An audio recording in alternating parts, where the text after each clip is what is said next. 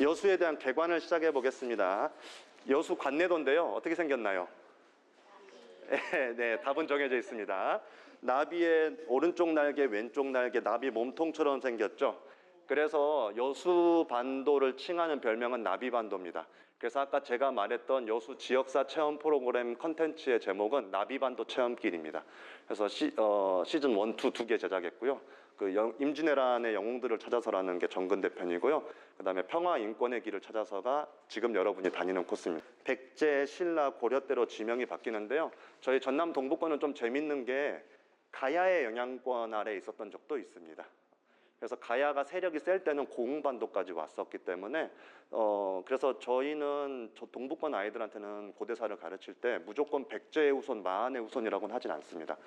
너네는 접경지의 후손들이야. 그래서 마한이 힘이 셀 땐 마한이, 가야나 또는 이쪽에 경남 쪽의 세력들이 힘이 셀 때는 원은 접경지였기 때문에 너희 조상들은 해양을 기반으로 접경지의 삶을 살았어 라고 이야기를 좀 해줍니다. 특히 이제 여수가 돌산이라는 지명이 오랫도록 있었는데, 돌산하면 돌산도만 생각하시지만 돌산의 치소는 아마 화양 쪽에 있었을 걸로 추정됩니다. 화양에 가면 관기초등학교가 있죠. 관청이 있었다라는 것이고요.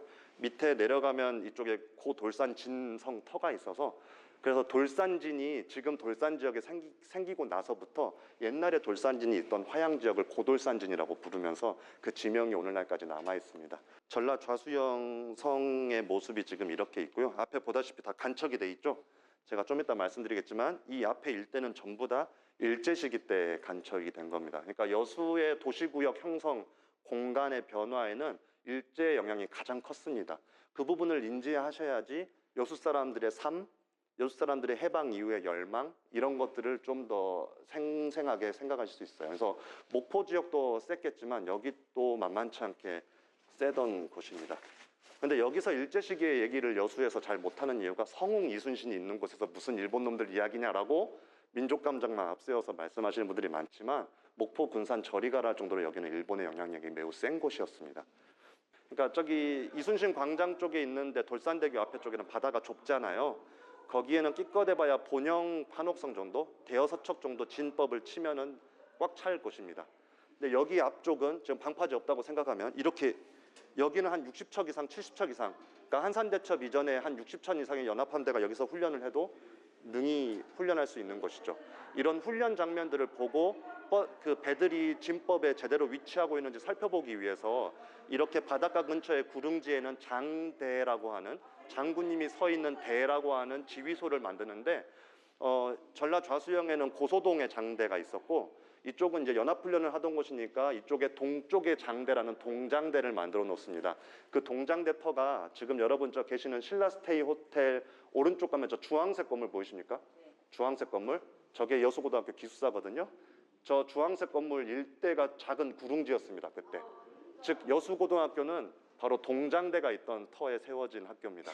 그래서 여수고등학교의 축대도 장대축제고요. 장대문화관, 장대체육관, 얘들은 무슨 장대인 줄 아는데 장군님이 서 있던 곳이라고 제가 귀에 못이 박히도록 얘기를 하고 있습니다. 그래서 이쪽 일대는 전부 다 간척이부터 해서 이쪽 일대가 간척되면서 이렇게 신시가지로 개발된 건 모두 일제 때입니다. 여수는 일제 식민 지배가 상당히 강하게 들어오던 곳이고 식민지 경제 개발이 집중되던 곳입니다. 이것만 수업하면 애들이 뭐라고 오해하며 끝나면은 일본 덕분에 여수가 발달했네? 너네가 살고 있는 엑스포장 저기 중앙동 일대 다 일본이 간척한 거야로 결론 내면 큰일 납니다, 수업이. 그래서 아이들한테 항상 계속 물어봅니다. 이 개발 이익은 어디로 갔지? 이 개발의 이익은 누가 향유했지?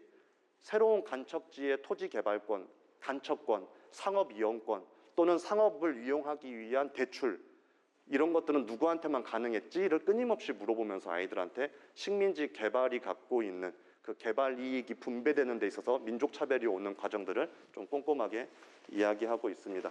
당연히 1930년대에 이쪽에 식민지 개발이 끝나고 여기 여수에서 출항하는 배가 반나절 뒤면 시모노세키에 도착합니다. 그리고 시모노세키에서 출발한 배가 저녁이면 옵니다. 하루에 2항차씩 일본을 오가는 배가 여기서 왔다 갔다 했기 때문에, 그래서 일본인 왕래와 유입, 물자와 사람의 유입이 어마어마하게 진행됐고요.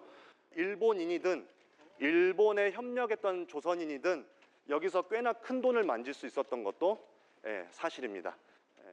일단 이쪽 엑스포장 일대가 전부 다 이렇게 간척이 됐던 데고요. 저쪽에는 뭐 해운대라고 불리는 것도 있고 이쪽에 상당히 그 아름다운 해안 경관이 있었던 걸로 추정돼요. 19세기의 자료들을 보면. 그런데 이쪽이 전부 다 일괄적으로 이렇게 개발이 됐었고요.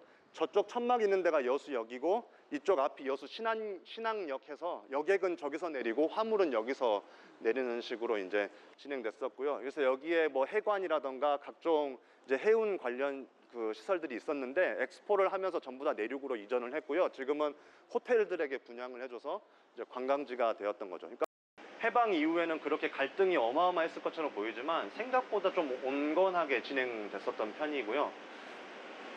이제 그게 여기 여수의 가장 유명한 자본가였던 김영준이라는 자본가가 여기서 되게 유명하거든요. 그래서 원래 사실은 우리가 유명한 기업가들 하면은 이제 삼성이나 등등 대구 경북 지역에 베이스를 둔 기업들을 떠올리지만 원래 일제시기 이전, 그러니까 정근대 사회와 일제시기까지만 하더라도 모든 자본은 전라도에서 형성이 됐습니다. 그러니까 지주들은 동아일보의 사장이었던 전북의 지주든 아니면 여기 김영준 같은 기업가도 상공회의소 회장을 원래 일본인들 기업가가 할 법도 한데 여수 상공회의소 회장은 김영준이 했습니다.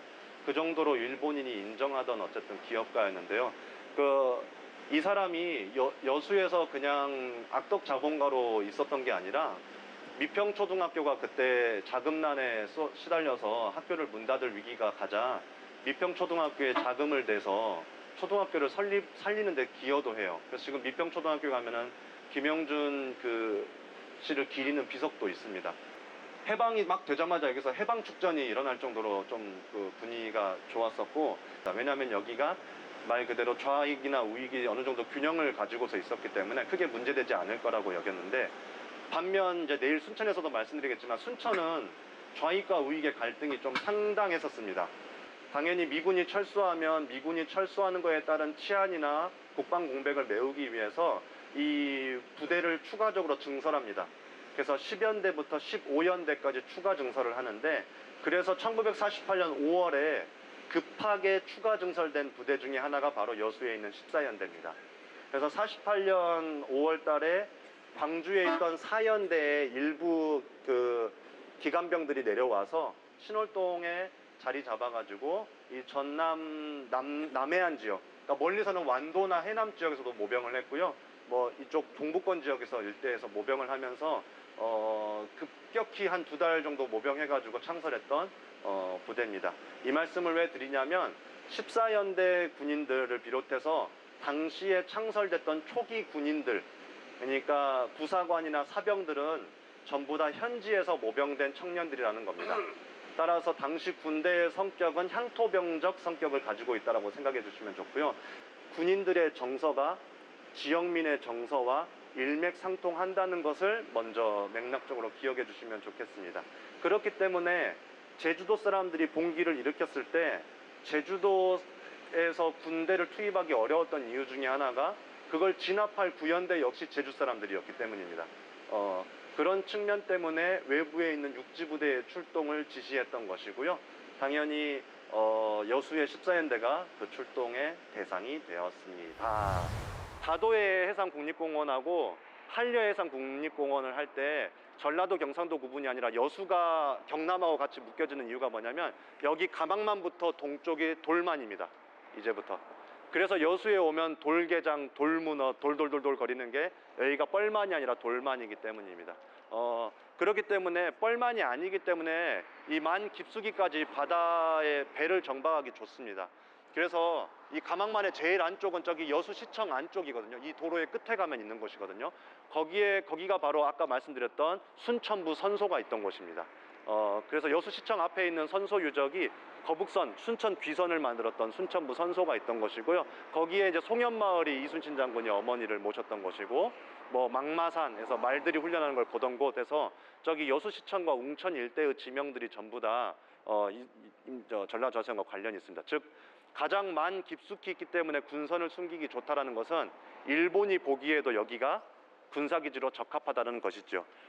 지금 이게 일제시기 때 이제 군사기지 도고요. 여기 보시면 뭐가 보이죠? 활주대가 보이시죠? 이 활주대가 여기에 있습니다. 일본 해군의 항공기지였습니다. 이 활주로가 어디까지? 저 경내까지 이렇게 이어져 있다는 걸 알 수 있고요. 그러면 여기가 무슨 공군 전투장이냐? 그렇진 않습니다. 이 비행기는 미국의 전투기가 미군이 왔을 때 대응하는 정도의 수준의 비행기만 있었지 실제 이곳의 목적은 따로 있습니다. 뒤에 굴뚝 보이시죠? 딱 저기 보이시죠? 굴뚝 보이시죠? 네. 네, 저 콘크리트 굴뚝이 일제시기 때부터 있던 굴뚝입니다. 그러니까 두 가지로 키워드로 아이들하고 얘기해요. 활주대, 항공기지, 굴뚝, 군수공장, 이렇게 아이들하고 이야기를 합니다. 즉 여기에 주요 메인 목적은 이쪽이 전부 다 공장구역입니다. 그러니까 태평양 전쟁에서 필요한 군수물자를 만들기 위한 병참기지였고요. 여수를 선정한 이유는 여수가 항만 물류가 되는 곳이기 때문에 여기서 만든 군수물자를 아까 여러분이 보셨던 자산공원에 있던 여수 신항에서 배를 태워가지고 남태평양으로 보내는 목적으로 만들어졌던 곳입니다. 당연히 이제 이걸 만드는데 또 많은 사람들이 동원됐겠죠. 네, 그런 상황이고요. 여기 보시면은 여기 지형이 그대로 보입니다. 칼 마이더스의 사진을 보면은 여기 지형 보이시죠? 산세 보이시죠? 그대로 여기라고는 걸 알 수 있고요. 여기에 창설된 14연대의 부대 깃발입니다. 여기가 진압이 다 끝나고 나서 미군이 부대 깃발을 들고 있는 걸 볼 수 있는데요. 14연대 깃발이 꼭 뭐 같이 생겼나요? 뭐 욕은 아닙니다. 일본 우길기 같이 생겼죠. 네, 여기에 있었던 초대 연대장이 이영순 소령인데 이영순 소령이 일본 해군 출신입니다. 군 창설 당시의 군 수뇌부들 중에 대부분은 일본군 출신이 많았다는 걸 아이들한테 이야기할 수 있고요. 일반 모병된 사병들은 장병들은 대부분 지역민과 이해관계를 같이 하는 사람들이라고 보시면 되겠고요. 그러니까 국가가 특별법으로서 4.3 사건의 시작점을 47년 3월 1일로 둔 것은 이 사건의 성격을 국가가 먼저 잘못을 한 국가폭력으로 규정한 것이고 그러니까 이 4.3 사건에 대한 출동 명령을 거부했을 때 4.3을 어떻게 인식했느냐가 가장 중요한 요인이 되는 거죠. 그러면 한 가지 여러분한테 질문 드릴 건 제주도로 출동하라는 명령을 사실은 14연대뿐만 아니라 그 뒷시대까지 포함하면은 여러 부대가 받거든요. 부산의 5연대도 뭐 대전에 있던 연대도 대구에 있던 연대도 제주도로 출동하라는 명령을 받습니다. 그런데 왜 14연대만 안 갔을까? 부산에 있던 연대는 다 잘 갔거든요. 그것은 뭐 두 가지 정도로 요인을 대충 찾고는 있습니다. 추정입니다. 확정은 할 수 없고요. 뭐 일단 전라도라는 정체성, 그러니까 제주도가 46년에 분도가 됐지만 전라도와 제주도는 전라감사의 통제 아래 있던 조선시대 500년 동안 전라도였기 때문에 특히나 여수와 전라도 지역의 교류도 좀 제주 지역도 교류가 상당했었고요. 그래서 상대적으로 제주의 소식을 좀 접할 수 있었다는 게 하나가 있고요. 김익렬 중령이라고, 이 사람은 이영순 소령 다음에 왔던 2대 연대장입니다. 이 김익렬은 전임지가 구연대입니다. 제주 구연대. 구연대를 동원하려고 했을 때 4월 달에 이것은 미군정 경찰이 도민을 총살해서 일어난 일이지 군이 개입할 문제가 아니다라고 해서 구연대장이었던 김익렬은 무력 진압보다는 자기가 긴달싸움하고 무장대 긴달싸움과 평화협상을 해버리잖아요. 그것 때문에 미군정에 찍혀서 구연대장에서 직위해제되고 서울로 돌아왔다가 근신을 거치고 나서 다시 부임지로 왔던 곳이 여기입니다. 그러니까 제주도 사태의 본질, 그러니까 4월 3일 날 무장 폭도가 일으킨 폭동이 아니라 47년 3월 1일 날 국가가 먼저 잘못한 거에 대한 일종의 지역민의 저항이었으니 그건 미군정 경찰과 지역민이 화해하면 끝, 군이 나설 일은 아니야 라는 신념을 가졌던 지휘관이 여기에 있었다는 것은 하나 정도의 연결고리로 삼을 수도 있습니다. 확정은 할 수 없습니다. 이곳은 벙커인데요, 지하 벙커인데요. 여기 당연히 이쪽 안에 사령부나 지금 일제시기입니다. 일본의 사령부 같은 것들이 존재하면 당연히 이제 이 사람들이 제일 무서워하는 게 미국의 폭격입니다. 그러니까 미국의 공습경보가 나면은 그러니까 목포도 그렇고 군산도 그렇고 지금 여수의 여천초등학교나 각종 초등학교 건물에 보면 다 벙커들이 웬만하면 있을 수 있습니다. 일제 때 학교터라면 바로 여기도 이제 군인들이 쓰는 임시 지휘소인데요. 여순 사건 당시 때는 여러분이 보시는 저 뒤쪽이 이제 연병장이 있던 곳입니다. 저 에어로스페이스 뒤쪽이 연병장이 있던 것이고요. 이쪽 일대에서 봉기가 출발됐다라고 기록은 이야기하고 있습니다. 초기에 봉기를 일으켰던 40여 명의 군인이라는 말, 이 40이라는 숫자는 어느 기록이든 다 일치돼 있어요. 그래서 아마 제주도 가면 안 돼! 라고 주장했던 사람들이 40명이었던 것은 확실한 것 같고요. 이 일대에서부터 봉기를 시작해서 연병장으로 진출했다는 것으로 알려져 있습니다. 그러면 연병장으로 이제 진출해서 이 사람들한테 제주도를 가면 안 돼라고 이렇게 이제 얘기를 했다라는 것이고, 여기 표지판에 보면은 그 선동 역할의 주도자가 되었던 것이 바로 지창수 상사로 알려진 사람입니다. 근데 간혹 이제 기록들에 보면은 지창수가 뭐 총대장이다, 뭐 지창수가 뭐 북에서 내려오고 있으니 우리가 뭐 올라가자라는 식의 지창수의 발언들이 걸러지지 않은 채 나무위키나 이런 데 많이 있을 겁니다. 그런 거는 다 걸러 들으셔야 됩니다. 확인되지 않는 겁니다. 실제 지창수가 그런 말을 했다라는 식의 자료나 실제로 지창수가 그런 말을 했다는 걸 들었다라는 것은 근거가 모두 빈약합니다. 다 나중에 후일담처럼 말하는 것들이 와전된 게 많기 때문에 그 부분은 좀 오해하지 말아주셨으면 좋겠고, 여순 사건과 관련된 진상규명이 진행 중이기 때문에 이 표지판의 내용은 제가 봤을 때는 한 6, 7알 정도만 일단 신뢰하시는 걸 권장드립니다. 절대 아이들한테 인터넷 매체로 여순 사건을 조사하게 시키지는 말아주십시오. 진실과 화해위원회 보고서라든가 정제된 자료 정도만 PDF로 넣어가지고 AI로 돌리는 건 괜찮은데, 그냥 인터넷 공간에서 하라고 했을 때는 정제되지 않은 자료들, 왜곡된 자료들이 많이 가기 때문에 선생님이 예상한 것과 다른 결과물이 나올 수도 있습니다. 오시면 여기는 일제 때 이제 만들어진 그 지휘소 벙커 자리고요. 밖에서는 말씀 못 드렸지만 여기서 한 가지만 더 말씀드리자면, 이런 벙커나 군수시설들은 전부 다 여기 지역에 있던 사람들이 강제 동원돼서 만들었습니다. 40년대에, 그러니까 전시 통제 시기에 40년대에 정당한 임금을 주고 건설행위가 일어날 수가 없습니다. 무조건 국가 총동원령 아래에서 다 동원된 인부들이 했었는데, 아이들하고 여기 오면 딱 한 가지 얘기만 합니다. 물론 여러 성인들도 동원됐겠지만 여기에는 근로보국대라고 하는, 즉 근로로서 보국, 나라에 보답하자라고 하는 취지로 학생들이 동원돼서 건물을 지었습니다. 여수의 수산학교 학생들과 순천의 농림학교, 그게 전부 다 순천 농림학교가 지금 순천대고요, 여수 수산학교가 여수대에서 지금 전남대가 된 그 두 학교의 전신이 여기 오는데, 어떻게 되냐면 수경을 합니다, 학생들이. 그러니까 학기 중에 한 절반은 3개월은 여기 와서 텐트 치고 여기서 수경을 하면서 노동을 하는 겁니다. 그러니까 어떤 사진이 남아있냐면 순천 농림학교 학생들이 공사에 투입되기 전에 단체로 신사참배하는 사진이 남아있거든요. 그리고 당연히 이거에 저항하기도 하죠. 여수 수산학교 학생들이 왜 우리를 공부를 시키지 않고 노역장으로 끌고 가냐면서 저항하는 사례도 있습니다.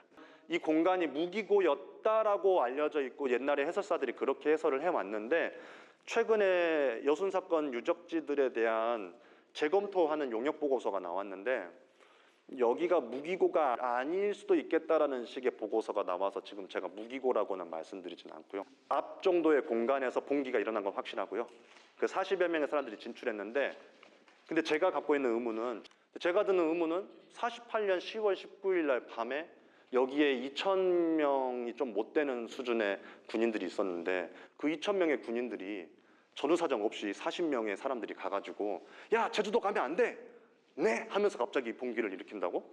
이건 개연성이 안 맞다고 생각했습니다. 그러니까 핵심 멤버들끼리는 제주도 가면 안 돼, 제주도 가는 것은 합당치 않아라고 공감하겠지만, 사실 정치 고관여층도 아니고 그냥 별 생각 없이 배고파서 밥 주니까 입대한 사람들한테 제주 가면 안 돼, 가면 뭐 있는데, 이런 한 친구들한테는 다른 명분이 필요했을 것으로 보입니다. 그러니까 군인들은 저 친일 경찰놈들 언제 한번 손봐주자 라는 생각에 아마 경찰들 때려잡자가 대부분 선동구호였을 것으로 보입니다. 순천에서도 보면은 여기에 있는 사람들의 이제 진로가 다 제각각이에요. 그러니까 말씀드리고 싶은 거는 이 봉기가 주도적인 계획이나 주도적인 리더십을 갖고 일어난 게 아니라는 것을 말씀드리고 싶은 겁니다. 전남 경찰의 총지휘소가 있는 광주에 가서 경찰놈들 때려잡으러 가다라고 생각했던 사람들도 있었다라는 겁니다. 그러니까 이 봉기는 어떤 이념으로 무슨 남노당 출신 애들이 대한민국을 전복하기 위해서 일으켰다라고 단순하게 설명하기에는 복잡한 측면이 많습니다. 그러니까 해방 전국에 있었던 다양한 이해관계 속에서 각자가 그것을 이제 무력으로 해결하려는 행동들이 오면서 왔던 혼란이라고 생각하시면 되겠고요. 여기서 정정드릴 거는 이제 한 가지 정도는 정정드리고 싶은데, 대부분의 이승만 정부의 기록이나 나무위키의 기록들은 지창수가 남로당의 지령을 받아서 봉기를 일으켰다로 설명하고 있습니다. 그거가 아니라는 말씀만 먼저 드리면은, 왜냐하면 지령을 그래서 뭐라고 설명하냐면 봉기를 일으켜서 연병장 정문 쪽으로, 여러분이 오신 분은 2000년대 이후에 도로가 만들면서 생겨진 문이고, 원래 연병장은 이 왼쪽으로 연결되는 문, 옛날 여기 신월동 사람들 9길로 가는 길이 연병장 정문인데, 그 정문인데, 정문으로 나가니 그 앞에 밖에 좌익 불순문자들이 기다렸다는 듯이 합세했다라고 설명을 해요, 이승만의 자료는. 그러니까 제 논문이 국가의 외순사건 자료를 50년대부터 2000년대까지 다 정리한 논문이라서 읽어보면 다 그렇게 써져 있어요. 근데 실제로 그러면 남로당 위원장, 여수위원장급이 나와서 맞이해야 되잖아요. 남로당 여수위원장이었던 유목윤이라는 사람은 집에서 자고 있어요. 다음날 눈 떠보니까 난리가 난 거예요. 그래서 유목윤이 오히려 신문사 가가지고 어디 뭐 전보 온 거 있어? 왜 이렇게 날이 시끄러워? 그 말은 뭐냐면 남로당의 여수 책임자도 이 봉기를 알지 못했다라는 겁니다. 그리고 순천에 있는 남로당 위원들이나 남로당원들은 어떤 반응을 하면, 군인들이 올라온다고 하니까 자기들끼리 회의를 해요. 이거 합류해 마로. 왜냐면 그때 다 남로당의 지하 조직이었기 때문에, 지하 조직이 정부의 대정부 투쟁을 할 때는 준비가 완벽할 때 해야지, 어설프게 하면 조직만 탄로나니까 이거 합류해 말해 이랬다는 거예요. 고민을 한다는 것 자체가 사전에 알지 못했다라는 것이죠. 그래서 남로당이 지령했네, 남로당이 백그라운드에 있네라는 것들은 일단 아니라는 걸 말씀드리고, 그 정부 측 기록에는 봉기군의 규모가 일관성 있게 2,000명에서 3,000명으로 기록되고 있습니다. 육군이나 경찰 측 기록들이 전부 다 2,000명에서 3,000명으로 기록하고 있는데, 재밌는 기록이 하나 있어요. 여기 봉기가 막 일어나자마자 아까 여수 신항에 해군 함정이 하나 떠 있었거든요. 그때 48년 10월 19일에 여수로 납포된 그 일본 어선을 부산으로 인계하기 위해서 해군 함정이 하나가 여수항에 있었어요. 제가 주목하는 건 해군의 기록입니다. 여수 함정이 이제 이쪽에서 봉기가 일어났다고 하니까 정찰을 하려고 이 가망만 일대나 이쪽 를 정찰을 하고 전보를 친 전보 원문을 이제 해군 기록에서 이제 확인할 수 있는데요. 거기에 보면 폭도가 한 400여 명이라고 하는 기록이 있습니다. 물론 제가 논문에도 각주로 말을 했지만 해군의 기록이 절대적이라고 보진 않습니다. 여순 사건 때 봉기했던 친구들의 잔악성을 설명하기 위해서 이 친구들이 이제 정문에서 나와서 이제 이렇게 행진을 시작하거든요. 신월동에서 이제 중앙동 방향으로. 여러분이 지금 14연대 군인들이 행진하는 루트로 이제 쭉 이제 가는 건데, 14연대 군인들의 잔악성을 설명하기 위해서 가는 곳마다 이제 방화, 강간, 학살, 뭐 약탈 등등을 했다라고 정부 측 기록에는 열심히 써져 있어요. 그 중에 대표적인 게 하나가 뭐냐면, 이쪽에 가면 봉산지서라고 하는 작은 경찰서 파출소가 있었습니다. 그 봉산지서 건물을 불태우고 지서원들을 학살했다는 기록이 대표적인 기록인데요. 좀 지나가다 보면 여기 오른쪽에 있는 경도라는 섬 눈으로 확인만 좀 해두시고요. 오른쪽에 경도라는 섬이 있고요. 여기 앞에 보이시는 여기 이제 월호동 주민센터라고 하는 이 사거리에 있는 주민센터 건물이 있는데, 이 주민센터 건물이 봉산지서 터입니다. 그러니까 여기에 봉산지서에서 불태우고 지서원들을 죽였다는 건데, 봉선지서 대리였던 이제 신영일 씨라는 사람이 증언을 남겼는데, 이제 제가 들은 건 아니고 이제 주철이 박사가 들은 걸로는, 여기 있던 지서원들 다 죽었다고 하는데 선생님 살아 계시네요 하니까, 군인들이 난을 일으켰다고 하니까 우리는 경도로 피신해 있었지라고 증언을 하셨답니다. 그리고 난이 끝나고 나서 경도에서 나와 보니 지서는 멀쩡히 있었고 그대로 근무해서 그분이 90년대까지 살아 계셔서 구술을 남기셨거든요. 그러니까 이 말은 봉기군의 초기 행적에 있어서 과장된 부분이 많다라는 것을 먼저 의미합니다. 그래서 자꾸 국가 측에서는 여수를 점령했다, 여수를 지배했다라는 식으로 서술을 하지만 실제로 이들의 행군 속도는 매우 빨랐습니다. 그러니까 10월 19일 날 9시 전후로 이렇게 봉기를 해서 새벽에 뭐 12시 1시 때쯤에 저 중앙동 일대에서 이제 지서 초기 방어선들하고 격전을 벌이고요. 여수경찰서에서 최후의 이제 방어선을 뚫은 다음에는 새벽이 되면 여수역, 아까 여러분 가셨던 그 자산공에서 내려왔던 거기에서 6시가 되면은 새벽에 통근 열차를 징발해서 열차를 타고 순천으로 넘어가 버립니다. 내일 여러분이 이제 같이 보실 곳이 순천으로 넘어온 다음의 이야기, 10월 20일의 이야기거든요. 내일 여정이. 그러니까 다음날 8시면 순천에 도착해 있어요. 그러니까 언제 지배해서 언제 학살하고 언제 다 했는지는 잘 모르겠습니다. 이렇게 속도가 빨랐고, 그러니까 그 말은 군인들의 목표가 여수가 아니라 빠르게 북상하는 거에 있었다는 걸로 보이고요. 뭐 그것이 목표가 지리산이었다, 뭐 광주였다, 어디였다 등등의 이제 설은 있지만 대체적으로는 주도 세력은, 그러니까 그냥 경찰놈들 때려잡을래라고 단순 가담한 사람들 말고 그 성명서대로 제주 출동은 부당해, 제주에서 무기를 든 사람들은 애국동포지 폭도가 아니야라고 생각했던 주도 세력들은 아마도 빨치산 투쟁을 하려고 지리산 입산을 도모했던 것 같습니다. 그러니까 여수는 최대한 빨리 통과해야 할 지점이죠.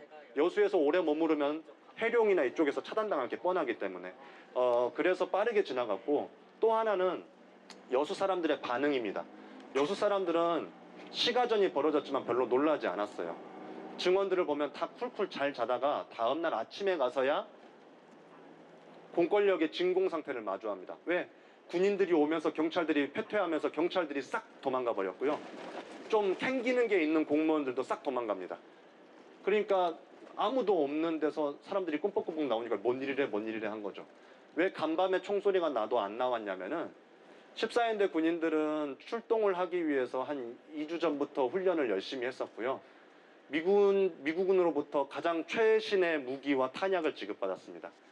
그래서 한라산에 이제 빨치산들이 시내에 내려와서 제주 읍이든 대정이든 시내에 내려와서 시내에서 이제 경찰서를 공격했기 때문에 그걸 가정해서 좀 이따 중앙동에 가면 종고산이 있는데 A조, B조 나눠가지고 이제 이제 무장대 역할을 하는 사람들이 종고산에서 내려오면 밑에서 시가전을 해가지고 이렇게 가는 훈련을 계속했던 거예요, 밤에. 그러니까 밤에 총소리를 의뢰 들었던 거예요. 그러니까 오늘도 훈련이겠지라고 생각한 분들이 많다고 합니다. 군인의 봉기로 인해 공권력의 공백이 발생한 상태에서 정부 실정에 대한 비판의 목소리를 제기하고 사태 수습에 나섰던 것은 지역인민위원회였습니다. 10월 20일 오후 3시 진남관 앞 중앙동 광장에서 인민대회를 개최하여 결의안 6개 항이 채택되었고, 이를 실천하기 위해 정책 6개 항을 발표하였습니다. 여수군 인민대회 결의안 6개 항. 하나, 오늘부터 인민위원회가 모든 행정기구를 접수한다. 둘, 우리는 유일하며 통일된 민족정부인 조선인민공화국을 보위하고 충성을 맹세한다. 셋, 우리는 조국을 미제국주의에 팔고 있는 이승만 정부를 분쇄할 것을 맹세한다. 넷, 무상몰수, 무상분배의 민주주의 토지개혁을 실시한다. 다섯, 한국을 식민지화하려는 모든 비민주적인 법령을 무효로 한다. 여섯, 모든 친일 민족 반역자와 악질 경찰관 등을 철저히 처단한다. 인민위원회는 통일정부인 여운형의 조선인민공화국의 정통성을 강조하고 친일파와 악질 경찰을 처단하며 토지개혁과 쌀 배급 등 사회경제적 문제를 해결한다는 것이었습니다. 이것은 해방 후 많은 이들이 갈망하던 정치적 요구인 통일정부 수립, 친일파 처단, 사회경제적 요구인 토지개혁 쌀과 생필품 문제 등을 해결하려는 조치였기 때문에 민중들의 큰 호응을 얻었습니다. 인민위원회는 행정기구를 장악하여 생필품과 쌀 등을 사람들에게 나누어 주었습니다. 그리고 경찰과 친일 인사들을 체포한 후 심사를 통해 석방 또는 구속하거나 처형하였습니다. 민중들이 미군정을 비롯한 이승만 정부의 정책에 대해 비판적인 생각을 가진 이유는 당시 미군정의 연이은 정책 실패로 인한 쌀값 문제와 물가 상승 등 갈수록 나빠진 민생 상황이 결정적이었습니다. 해방 이후 2년 반 동안 서울 생필품 가격은 수십 배나 급등하였지만 사람들의 소득은 물가 상승률의 5분의 1도 미치지 못했습니다.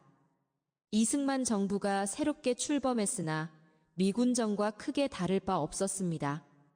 또한 전남 지역은 1948년 여름 태풍과 수해로 인해 이재민이 다수 발생하였으며 이 시기 식량 배급도 제대로 이루어지지 않아 설상가상의 상황이었습니다.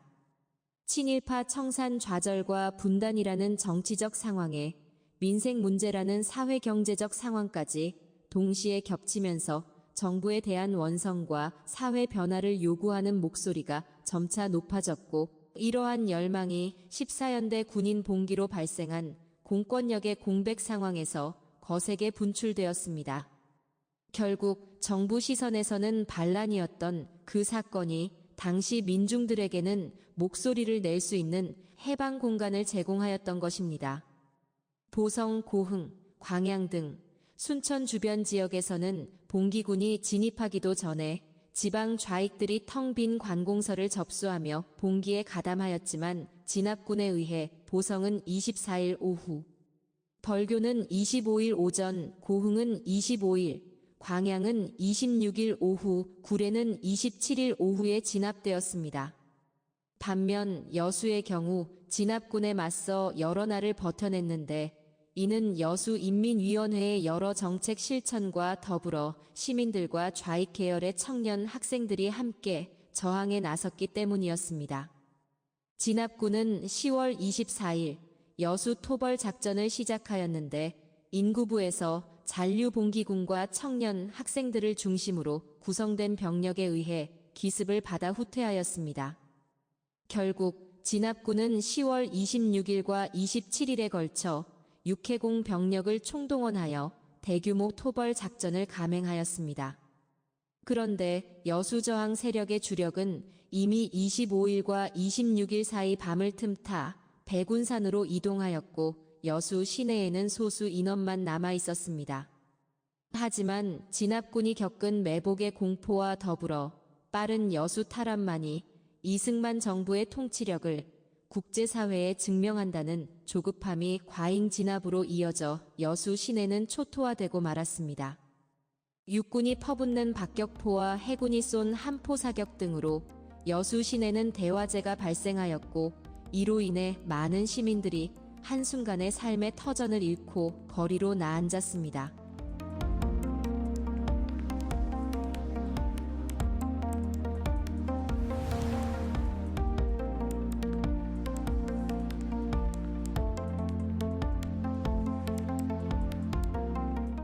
여기는 인구부 전투가 있었던 곳입니다.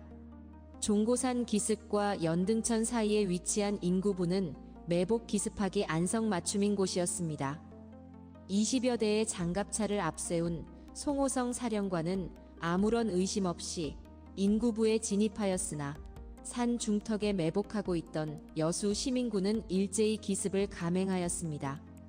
사령관 송호성은 장갑차에서 떨어져 부상을 입었고, 진압군은 급히 순천으로 후퇴하였습니다. 진압군은 후퇴 과정에서 장갑차 소리에 놀란 시민과 미평지서에 잡혀있던 일명 부역 혐의자 등 47명을 미평지서와 미평굴다리 부근에서 학살하였습니다. 토벌 작전 실패 분풀이로 민간인을 학살한 것입니다. 그런데 인구부 전투에서 한 가지 변수가 발생하였습니다. 당시 대한민국 국군 작전 통제권은 미 임시군사 고문단에 있었는데, 전투 과정에서 AP통신 미국인 종군 기자 램버트가 사망하면서 그들이 매우 강경한 토벌 작전 계획을 수립하는 데 영향을 미쳤습니다. 10월 26일과 27일 여수 토벌 작전에 육군 7개 연대라는 대대적인 병력의 투입과 함께 육해공 합동으로 여수 시내를 초토화하는 작전을 수행하게 된 결정적 계기로 작용한 것입니다. 인구부 전투 과정에서 시민군 희생자도 발생하였습니다. 당시 순천 사범학교를 다니던 여학생 정기덕이었습니다. 정기덕은 10월 20일 여수군 인민대회에서 민주여성동맹 대표를 대신하여 연설했던 정기순의 동생으로 시민군의 싸움에 실탄을 나누어주는 일을 하다가 총격에 사망하였습니다. 여수군 인민위원회는 10월 25일 인민위원회장으로 장례를 치렀습니다. 진압군의 여수 진입을 여러 차례 물리쳤던 것은 여수인민위원회 정책에 대한 높은 신뢰 그리고 지지가 여수를 지키겠다는 시민들의 결의와 저항을 통해 나타난 것으로 보이며 인구부 전투지는 시민 항쟁적 관점에서 의미 있는 장소입니다.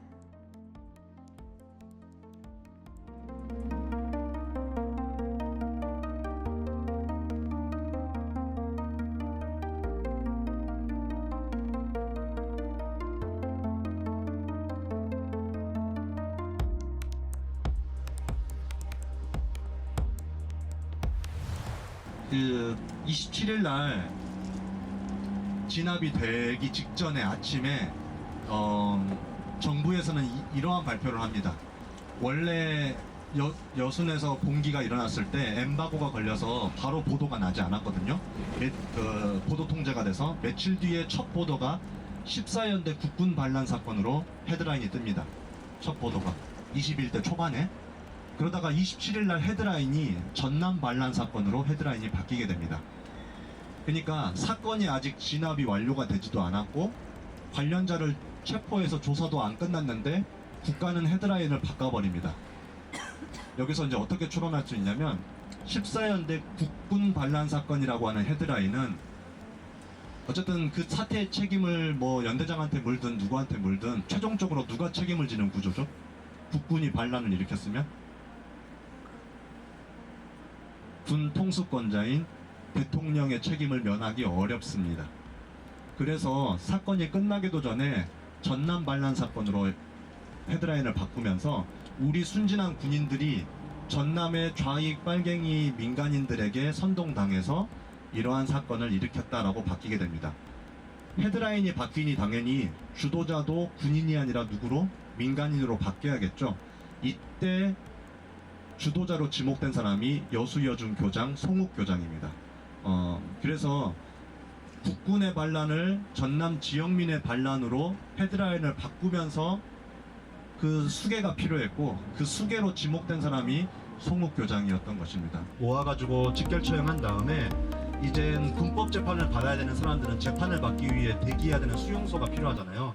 그래서 유치장이 꽉 차니까 유치장 경찰서 바로 옆에 있는 초등학교 건물에 사람들을 수용하고 저 뒤에 있는 여수중학교에는 군법재판소가 세워집니다. 군인들이 재판을 했던 것인데 그렇다고 그러면 여기는 재판만 하던 곳이고 재판을 하기 위해 평화롭게 대기만 했냐? 그렇지 않습니다. 이곳에서도 학살이 벌어졌고요. 제가 자료집에도 남겨놨듯이 김종원이라고 하는 지휘관이 여기서 일본도를 들고 사람들을 많이 학살하고 사륙해서 문제가 됐던 곳이기도 하고요. 27일 진압이 다 끝나고 나서 문학가들이 내려옵니다. 문학가들이. 그러니까 뭐냐면 이 여순 이른바 여순 반란 그 반란의 풍경을 잘 묘사하고 공산주의자들의 악행을 이미지 메이킹하기 위해서 문학가들이나 사진가들을 전남 지역으로 파견합니다. 근데 이 문학가들의 눈에 뭐가 들어오냐면 이 반란의 수괴가 여중교장이라고? 그러면 레드우먼에 대한 공포 그러니까 빨갱이 여성에 대한 공포감을 조장하는 작품들을 만들어내기 시작합니다. 이게 대표적인 게 박종화가 쓴 건데요. 여기 보면은 자료집에도 나와 있지만 이 조그만한 그 단신 기사가 나옵니다. 찌라시 같은 단신 기사가.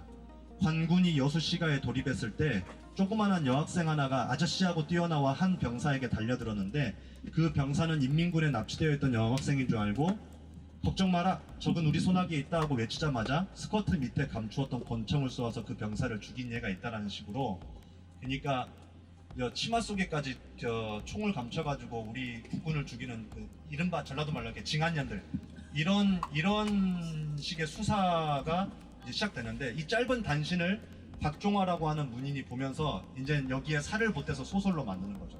그래서 박종화가 자기가 남쪽을 돌아다녔던 이야기 남행록이라고 하는 동아일보 연재에 이런 글을 남깁니다.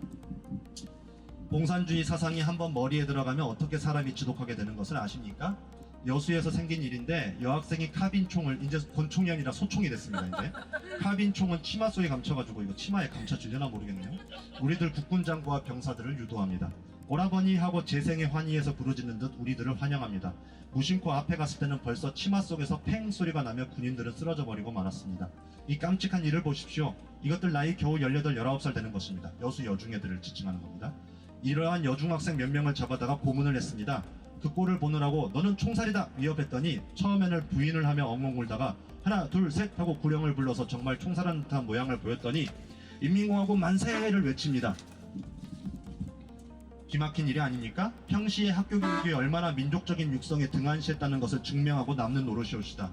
학교에 담임내 하고 공산주의 이념만을 머리에 집어넣는 공부를 한 셈이옵시다 라는 글을 쓰는 겁니다. 그러니까 뭐냐면 정부에서는 대통령과 국군 통수권자의 책임을 피하기 위해서 민간인의 반란으로 헤드라인을 바꾸고 그 주도자가 여중 교장이라고 하니 문학가들은 빨갱이 여성에 대한 그 만들어낸 이야기로 공산주의 사상이 머리에 들어가면 이렇게 징한 사람이 된다라는 식으로 공산주의와 빨갱이에 대한 이미지를 만들어가는 겁니다.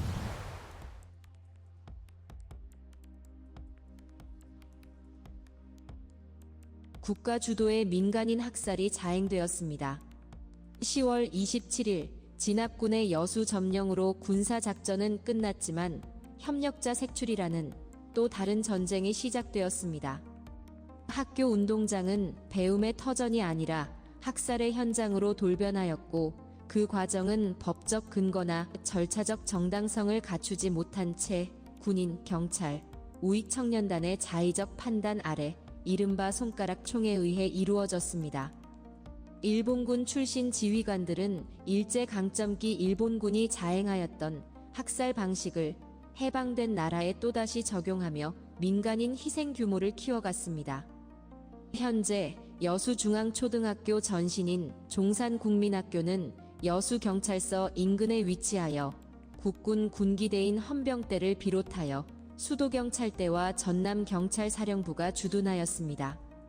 종산국민학교 위에 있는 현재 여수여자고등학교 전신인 여수여자중학교에는 제5연대 김종원 부대가 주둔하였으며 이곳에서 1948년 11월부터 호남계엄지구 사령부의 군법회의가 열렸습니다. 형제묘의 안내판에는 여수경찰서 사찰계 형사였던 최명균의 증언으로 밝혀졌다고 서술하고 있지만 5명씩 총살하며 125명이라는 내용은 신용식의 증언입니다. 또한 최명균과 신용식은 학살 날짜를 특정하지 못했는데 정기수는 오빠 정기만이 1949년 1월 13일 이곳에서 학살되었다며 날짜를 특정하였습니다. 이렇듯 여러 간접적인 증언들을 토대로 안내판의 서술이 구성되어 현재까지 전해져 오고 있습니다. 토벌군이 총살 후에 시신을 불태우며 훼손하는 잔혹한 방법을 통해 학살을 자행했다는 것입니다. 학살 후 시신을 찾을 길이 없던 유족들은 죽어서라도 형제처럼 함께 있으라고 형제묘라고 이름 붙였다고 전해집니다. 학살 피해자들을 유가족들이 함께 묻으며 추모하는 또 다른 사례는 제주의 백조일손 지묘가 있습니다.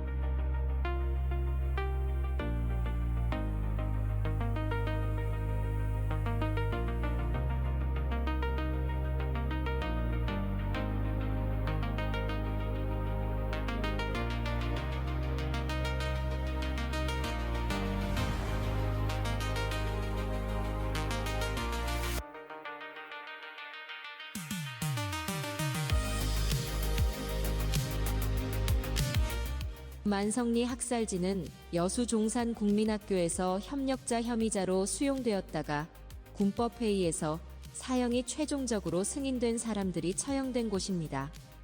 이곳은 여수 시민의 원통한 마음이 담겨있는 곳으로 수많은 사람이 국가 권력에 의해 학살되었지만 누구도 말할 수 없었습니다. 입을 뻥긋하는 순간 빨갱이로 몰렸던 야만의 시대였기 때문입니다. 그러면서도 잊지 않으려는 방편을 찾았습니다.